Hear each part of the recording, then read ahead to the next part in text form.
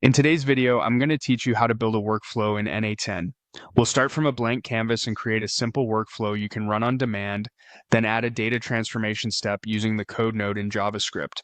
By the end, you'll understand the basic flow of building, testing, and extending a workflow.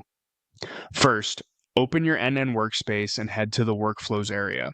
This is your home base for creating and managing automations. Create a new workflow to open a clean editor canvas. You'll see a plus button on the canvas. This is how you add your first node. Start by adding a trigger. Choose the option to trigger the workflow manually.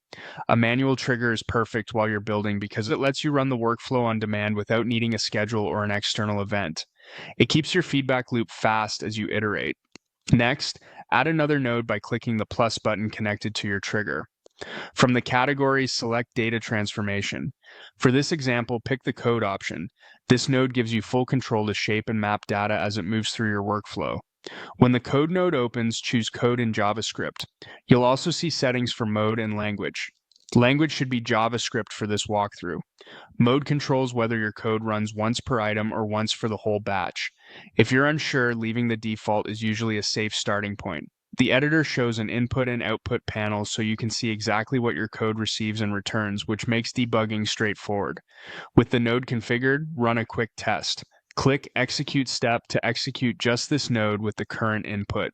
The results will appear in the output panel so you can confirm the transformation is doing what you expect. This step-by-step execution is a great way to validate logic before wiring in more complexity. When you're happy with the result, close the test view. From here, you can continue building by adding more nodes. Click the plus again to branch out, connect additional services, or layer in more transformations. Keeping your workflow modular makes it easier to maintain and scale later.